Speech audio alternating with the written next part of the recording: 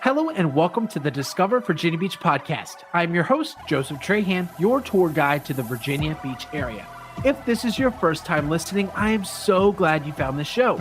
Each week, I publish a new interview with locals ranging from musicians, government officials, CEOs, artists, and much more. And my aim is simple. It's to help you discover, define, and then go out and do exactly what you're looking for during your next vacation, relocation, or outing to the Virginia Beach area. And if you're looking to join in on the conversation, take part in monthly giveaways, and get your hands on my custom event calendars, head on over to Facebook and send me a friend request. That's Joseph Trahan. And check out my Facebook group of nearly 50,000 fans of the Virginia Beach area. Don't worry about writing anything down. The links for each episode, along with the Facebook groups, will be in the description below and also in the show notes. All right, here's the show.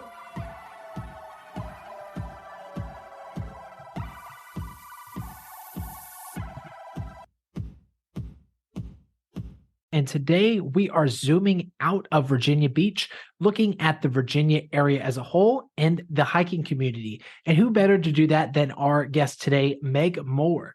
Meg is a freelance photographer at Naturally Whimsy Photography, had an opportunity in 2022 to partner as a blogger and photographer for the Virginia Department of Wildlife Resources. She visited the different regions of Virginia, capturing photos of wildlife, and currently practices as a freelance photographer. And when she's not busy, which isn't very often, but nevertheless, when she does get some time, you will find her out on the trail. Meg, welcome to the podcast. Thank you so much. Yeah, we're super excited to have you on, especially considering all the topics we've covered here in the Virginia area, in Virginia Beach specifically. I understand you're not from Virginia Beach area technically. Would you mind sharing us where you're from and, of course, what inspired you to check out the Virginia Beach and Virginia trails here in the area? Yeah, so, well, I was born in Virginia, but then I grew up in New Jersey until I was about 12, and then my family moved back to Virginia. So I'm from the Shenandoah Valley, which is farther away from the coast. But I've been living here for just over 20 years, and I love Virginia. It's just so diverse. But I first went to Virginia Beach with my sister years ago. We went to First Landing State Park and stayed in a cabin, which was lovely. And then I had no idea that was a state park. And so we hiked a little bit before I got really into hiking.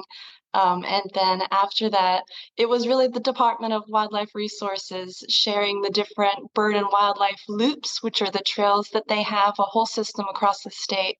So I did 3 of the loops that are closer to the coast, all in 2022. So I did a lot of visiting. I think I went to the coast 5 or 6 times in 1 year, which is a Oh, lot for me wow. to do a lot of hiking. Yeah. Do you, But do you track I'm so your glad. mileage?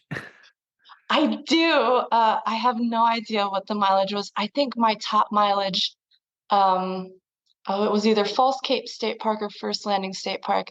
I did almost 30 miles in 1 day, Wow. because it's so flat, so you Yeah, don't realize how many miles you're getting in. Yeah, it's a little bit absolutely. easier there. Sure. Well, Meg, that is super awesome. We're excited to dive into that with you today. But first, I'd love to start off with your journey into hiking and photography. I understand that started in your college years. Can you tell us more about those initial walks in the woods and how they sparked your passion and curiosity for wildlife and photography as a whole? Yeah, oh my goodness. So I went camping for the first time, and it was just car camping. So I had my tent set up right next to my car in Shenandoah National Park when I was in college. And I was with somebody at the time, and they were just like, "Hey, let's go camping." And I was like, "Yeah, okay, whatever." And then went camping, which was awesome. I heard owls at night, and that in itself was just magical. And then went hiking. I didn't know at the time. I just kind of walked down the Appalachian Trail and back, and I kept thinking like, "Oh, I want to go farther. I want to do a little bit more." So that kind of sparked it, just getting out there. I didn't even know that I liked it until I got out. And then I took a few courses with a professor at James Madison University, and still remains my favorite professor. Just the way he talked about the environment mixed with literature just also sparked some curiosity in me. And then I feel like everyone goes out these days with their phone cameras and they're taking pictures.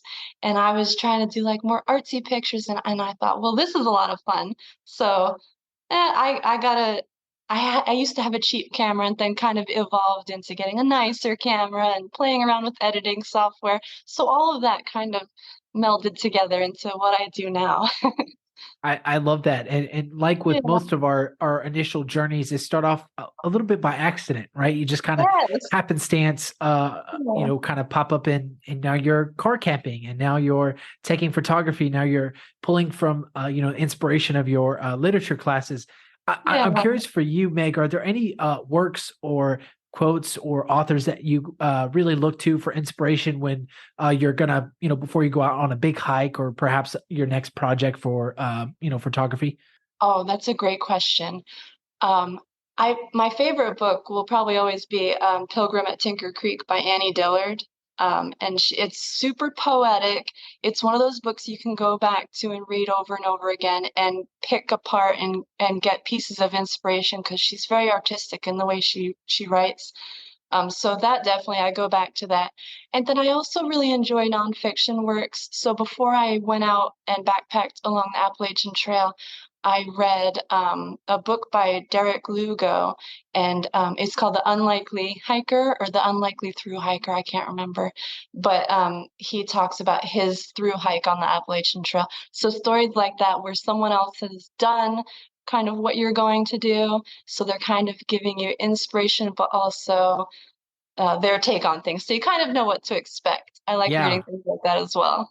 I love that having a Mhm. guide or resource of somebody who's put in Yes. the work, who's done it before, and Yep. survived to Yeah. tell the tale. Because you read some of those books about Mount Everest or those really scary mountains, and you're like, oh, I'm not sure if Yep. I want to do this. So Yep. yeah, Exactly.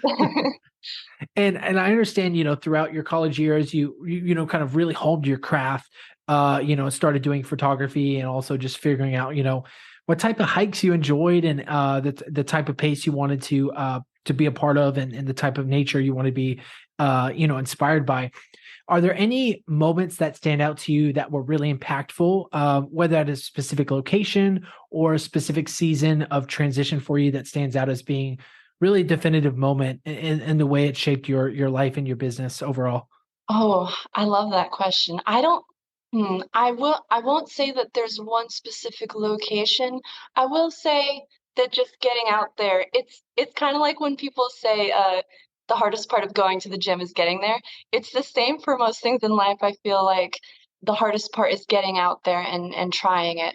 I love hiking in all seasons because each season has its special quirks. When you live in Virginia, it's a place that has, snow, you got spring, so you have all of the seasons. So when you go out hiking in the snow, it's awesome to be the first one out there and see little paw prints. You can tell what animals have been there, things like that. But I will say that I draw the most inspiration in like continuously getting out there and learning to do things at your own pace. So not a specific location, but learning about yourself by getting out there, I would say, is more important for me. Absolutely. I mean, going out in nature, being by yourself in a lot of circumstances or with a Yeah. small group of people, with no cell Mhm. service to distract you, right, Yes. is definitely a great opportunity for to unwind and be an outlet. Now, Exactly. absolutely. Yeah. So in 2022, I'm very curious. You worked as a blogger and a photographer for the Yeah. Virginia Department of Wildlife Resources, which is no small feat in and of itself. It's a small sentence, but it is a huge impact, especially considering just how much there is to cover. Like you mentioned, 30-mile walk on one of your projects. What was the experience like for you overall, and how did it shape your photography style when it came to shooting, outdoors? Oh man, it was awesome. So I started out, I was asked to do the job, which was awesome. I started out just continuing my hikes, and I enjoy watching wildlife. I'm no expert by any means, but I like to go out and learn about, different wildlife, the different regions of Virginia. So they invited me to, and a lot of people say that they lose enjoyment once their hobby becomes their job, but I found it to be the opposite almost. So Hmm, this was now interesting. kind of like a job for me to travel and to take photos and to learn about the things I was taking photos of. but I was also told like, oh, we'd like you to focus on looking for these birds, or we'd like you to, focus on different little things here and there. And I feel like it just helped me become even more adventurous, and it helped me find the little hidden gems that you wouldn't normally find. So a lot of people will use apps like All Trails to go find new hiking trails. But if you go to the Department of Wildlife Resources website, they have all of these trails that so many people don't know about, or little wildlife preserves, areas like that, which are so lovely to visit, and they're almost hidden on that website. And then through going to these areas, I learned more about photography using the different settings on my camera, or taking into account like, oh, the sun sets at this time, the sun rises at this time. I have to make sure I have enough natural lighting. And then a lot of it is sitting around and waiting, which can be difficult for me because I love to hike. So I'd have to sit there and wait for, a certain kind of bird, or maybe I saw one, but it's way over there and I'm going to wait for it to come over here so I can try and capture a shot of it. And even that isn't guaranteed. So there's a lot of patience that you learn while you're out there. Yeah, absolutely. Especially when it comes to the unpredictable and you're trying to capture a moment, I'm sure it can take quite a bit of Yeah. time. Yes, definitely.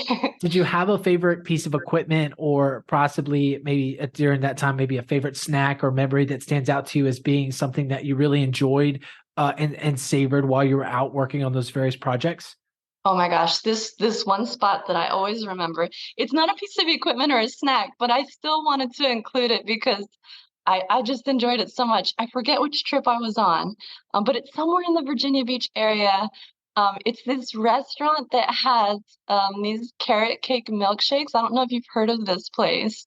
I was so excited to go try it, but I think it's called Simple Eats. Anyways, that place had the best milkshakes. Oh I wow. was so excited I to don't go think try I don't think we've covered that yet. Yeah. What kind of milkshakes you said? carrot cake milkshakes. Carrot cake milkshakes. Yeah, I'm gonna have to Google that now while we yes, continue this conversation. it's so good. But when you're out there hiking after like a long day, especially if it's summer or spring and you're hot, getting a little treat like that is just, oh, it is so good. Even better than on a normal day. Yeah, absolutely. I'm trying to think. So there's like traditional. Do you mind if I follow this rabbit trail with you here, Meg? Oh, no, not at all. So I know there's like the yard, the shack that like focus on dessert specific. Was it like a restaurant, or was it one of Yeah. those freestanding like dessert only shops? Oh, no, it was a whole restaurant. Okay, interesting. We'll have to connect after the episode. I'll include it Yeah. in the link below. But yeah, that sounds so much fun, especially after hiking too, right? I mean, you're Yes. burning what? You're burning thousands of calories. Is that a fair Sure, yeah. estimation of what you're doing? And then you're Mhm. getting in your car and driving because you're technically leaving work and you're probably in need of some nourishment for sure. So Yes.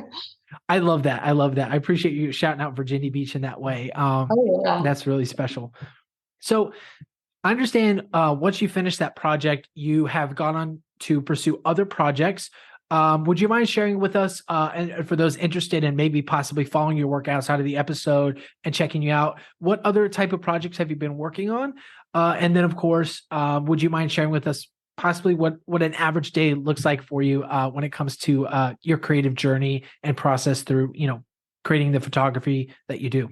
Sure. So before I kind of started the business, I wanted to practice and build up a portfolio. And I have some really lovely friends that have some really pretty cars. So one of the first projects I did was just car photos and detail shots. And that's totally unrelated to hiking. But that's kind of where I started. And then I did portraits of people, so family photos. And then what else have I? And then, of course, wildlife photos, which I still do. But I've been doing a little more of the portraits in the cars. So I'll go to drag races and things like that, and get some shots and then edit those and share them. But mostly now it's family portraits, couples portraits, things like that. And I love to do them in natural light outside. So I'm always finding new places, or trying to find new places to take people, and we'll get their Sure. photographs. Um, Yeah, and then I forgot what the second half of your question was. My No, you're mind went good. I over was there. just chasing the evolution of your brand and your Yeah. inspiration. It's incredible. So when you look at the future of your photography business and the landscape that you're pursuing, is there anything on the horizon that you're looking forward to, or any exciting things we can be on the lookout on your social media platforms for? Oh, yeah. I have no idea. Much like my personal life, there's so much spontaneity, and that's what I love. So, like, sometimes I'll be like, "Oh, I'm gonna go out on this hike," and then I end up going somewhere completely different. But I would love to continue the portraits. Just capturing moments with people, especially families, is very, very sweet. And especially if it's somewhere outside that's meaningful for them or for me, and I can share it with them, things like that, I think is very, very special. But really, in the grand scheme of life, I have no idea. I just love doing photos. I love chatting with people, and I love traveling. If I can kind of put all those things together, then why not? I love it, Meg. That's such a testament Yeah. to your journey overall and to your the way in which you approach your life. It's just it's like, hey, one trail to the next. You know, if we Yeah, discover something exactly. new, we're gonna pursue it, even if it's 30 miles and we have to do a carrot cake milkshake afterwards. Yes, exactly. I love what you touched on. This is our next section of just understanding the community component as well, because we connected online, and now we're having a conversation and technically in person, mostly on Zoom. So I'll count it up as a real conversation. The digital landscape has provided an opportunity for people to come together like never before. I'd love to know, like, for you during your time of hiking and photography, especially with, at places like First Landing State Park, has there been any things that stand out to you from the community that have inspired or possibly influenced the way in which you, take your photos and of course blog and share your stories with them? Oh, yes. So Instagram is I used to live on Instagram, really, not so much now. I still kind of do, but anyways, I've chatted with so many people about hiking and photography and just life in general. I have some people I would call my friends that I've never met in person, but I still consider them friends. Sure. And I definitely take inspiration from them. So I've chatted with people about all sorts of things. And I definitely take that into account when I go out and do photos. So some people will ask me for things like photos of things, which I'm always happy to do. Most of my clients that I do photography works for, I've met most of them on Instagram, I feel like. And I even have some hiking friends that I have met through Instagram. So that piece of social media is has been super helpful, and I think it is for most photographers and hikers these days that decide to share their things. And then, oh, my mind went over there again. I thought of something else I wanted to share, and oh, when I started Naturally Whimsy Photography, I decided, oh, well, I'll reach out to a couple other photographers in the area and just introduce myself, and if anyone wants to collaborate or anything, that'd be awesome. And I ended up chatting with one other photographer in my general area, and she is so lovely, and we've kind of bounced back ideas with each other, which I think is great. There should be more of that sort of collaboration in the world. No, absolutely. I completely agree. And just having those conversations really helps tell a better story narrative for places Mhm. that a lot of folks, they might not have all the time in the world to go and check out every single state park, but they may be here for a weekend or a week trip. And they're like, hey, but what's the one or two that we want to visit? And I'll add a disclaimer in the word of Jessica Browser, who I follow on Instagram as well. Yes. We want to take care of our state parks. So for those of you Yes. who are looking to come, definitely follow all the state local guidelines to help preserve the wildlife, because it is extremely important. I think you probably connect with her as well. She's a great resource in the hiking community as well. Yes. Yeah, we've chatted a few times. Haven't met yet, but it's gonna happen. Same here. Yeah, I've just been Yeah. messenger on Instagram. Um, yeah. So um, with that said, Meg, I understand you got a lot going on, a lot of great projects. So we're going to go ahead and transition to our rapid fire section question. Ooh. So these questions are quick and fast. You, of Okay. course, are welcome to expand upon these or share as little or as much details as you would like. Are you Okay. ready? I'm ready. All right, Meg. First question. Do you prefer sunrise or sunset hikes? Oh, sunrise. Would you like to expand on that? I just feel like they're both great, but sunrise, then you have the whole day. So you get up early, watch sunrise, get to where you're going. It just feels so good to me. And then you have the whole day if you want to keep hiking or if you want to go back to sleep. Love it. Love it. Next one for you, Meg. Favorite Virginia hiking spot? And we'll preface this with if you have a favorite region as well, because I know there are so many. And you've covered them all in your blogs, which, by the way, will be linked in the description below for all the folks to check out Yeah. all the wonderful places you've explored. I'm gonna go with there's a hike in Shenandoah National Park called Bear Fence, and that one's probably my favorite. Love it. Love it. What is one word to describe your photography style? Ooh, that's a good question. Um, I don't know. I want to say, oh, that's two words. How about subtle? We can go two Um, words. We can go two words. I was gonna say like subtly vibrant. Subtly vibrant. I like it. I like it. That's nice. All righty. Most unexpected wildlife encounter. Oh, bobcat in Stanton River State Park. Oh, please tell. What I happened? think, is that right? Stanton River State Park? I think that's right. Okay, so this is a cool story. Anytime I go to a state park, I try to hike as much of the trail system as possible. So I was just hiking around and I passed by a couple that had a very small dog, and they were like, "Hey, just so you know, back there's a bobcat." And I was like, "Oh, okay." So I was nervous. Naturally, I've never seen a bobcat. It's kind of a large cat.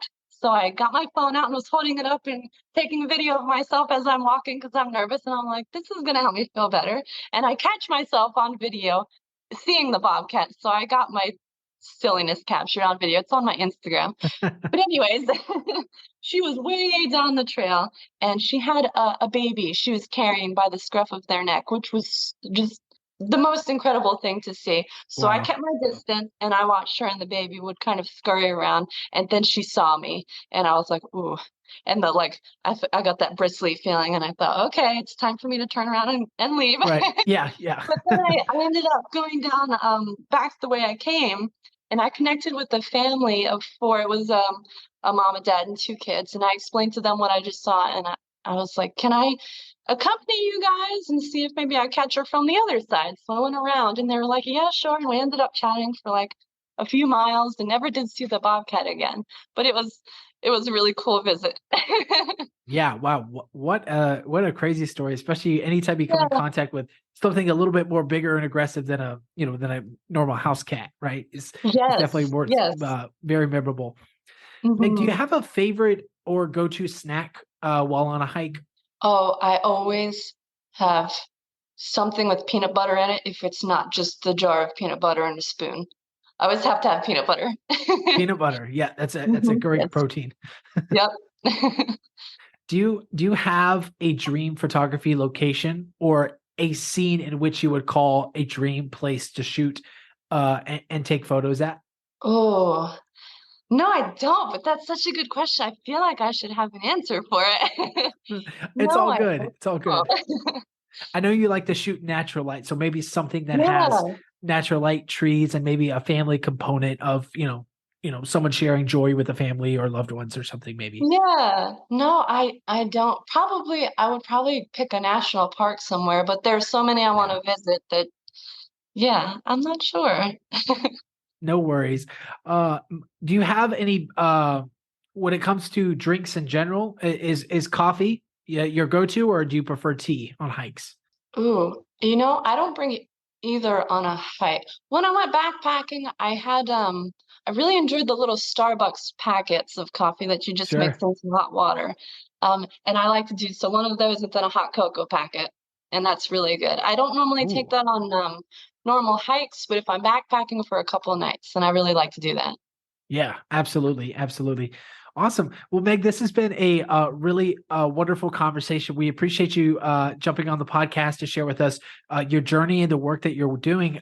This segment of the show is all about you. I'm going to roll out the virtual red carpet. Please share any final thoughts, any special messages, or upcoming events that you want to promote. The floor is all yours. Thank you so much. Well, thank you for having me on. This has been a lovely chat. I don't know what's coming for the future.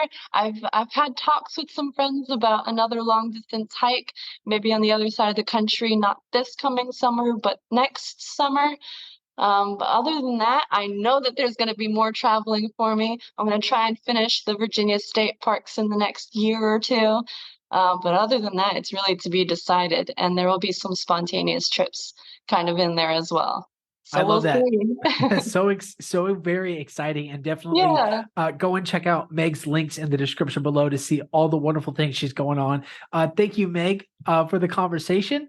And of of course, course. thank you all to our dedicated listeners checking out another episode of Discover Virginia Beach podcast. We hope you found some value in it. If you're watching on social media or checking out the podcast app, go ahead and leave a review, leave a comment. If there's anything, any other questions you want me to ask or any feedback, we are always open to that.